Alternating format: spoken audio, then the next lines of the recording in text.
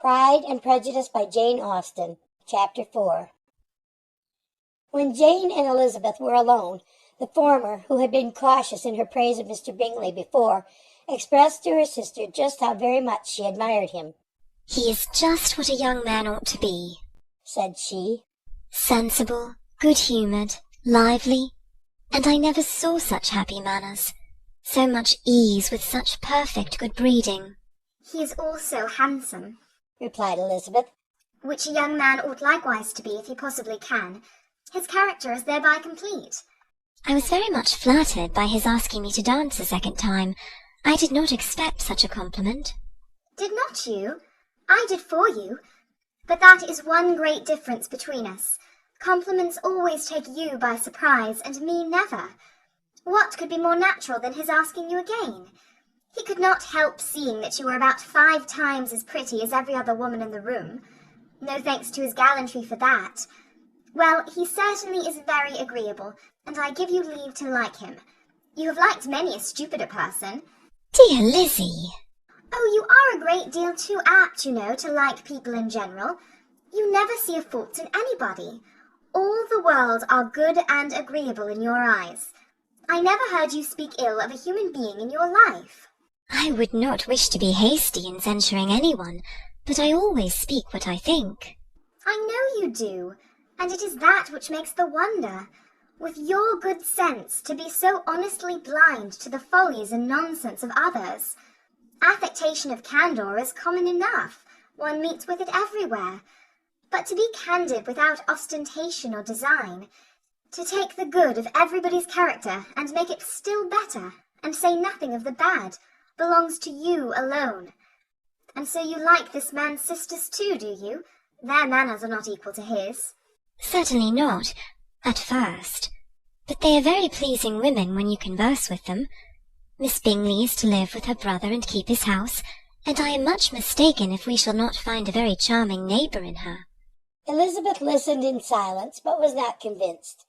Their behaviour at the assembly had not been calculated to please in general, and with more quickness of observation and less pliancy of temper than her sister, and with a judgment too unassailed by any attention to herself, she was very little disposed to approve them. They were in fact very fine ladies, not deficient in good humour when they were pleased, nor in the power of making themselves agreeable when they chose it, but proud and conceited.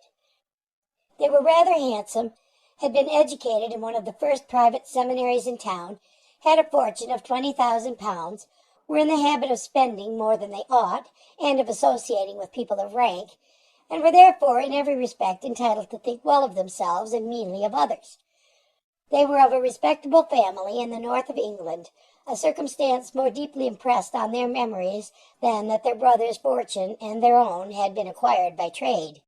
Mr. Bingley inherited property to the amount of nearly £100,000 from his father, who had intended to purchase an estate, but did not live to do it. Mr. Bingley intended it likewise, and sometimes made choice of his county, but as he was now provided with a good house and the liberty of a manor, it was doubtful to many of those who best knew the easiness of his temper whether he might not spend the remainder of his days at Netherfield, and leave the next generation to purchase. His sisters were anxious for his having an estate of his own, but though he was now only established as a tenant, Miss Bingley was by no means unwilling to preside at his table, nor was Mrs. Hurst, who had married a man of more fashion than fortune, less disposed to consider his house as her home when it suited her. Mr. Bingley had not been of age 2 years when he was tempted by an accidental recommendation to look at Netherfield House. He did look at it, and into it, for half an hour, was pleased with the situation in the principal rooms, satisfied with what the owners said in its praise, and took it immediately. Between him and Darcy there was a very steady friendship, in spite of great opposition of character. Bingley was endeared to Darcy by the easiness, openness, and ductility of his temper, though no disposition could offer a greater contrast to his own, and though with his own he never appeared dissatisfied. On the strength of Darcy's regard, Bingley had the firmest reliance, and of his judgment the highest opinion. In understanding, Darcy was the superior. Bingley was by no means deficient, but Darcy was clever. He was at the same time haughty, reserved, and fastidious, and his manners, though well-bred, were not inviting. In that respect, his friend had greatly the advantage. Bingley was sure of being liked wherever he appeared. Darcy was continually giving offence. The manner in which they spoke of the Meryton Assembly was sufficiently characteristic. Bingley had never met with more pleasant people or prettier girls in his life. Everybody had been most kind and attentive to him. There had been no formality, no stiffness. He had soon felt acquainted with all the room, and as to Miss Bennet, he could not conceive an angel more beautiful. Darcy, on the contrary, had seen a collection of people in whom there was little beauty and no fashion, for none of whom he had felt the smallest interest, and from none received either attention or pleasure. Miss Bennet he acknowledged to be pretty, but she smiled too much. Mrs. Hurst and her sister allowed it to be so, but still they admired her and liked her, and pronounced her to be a sweet girl, and one whom they would not object to know more of.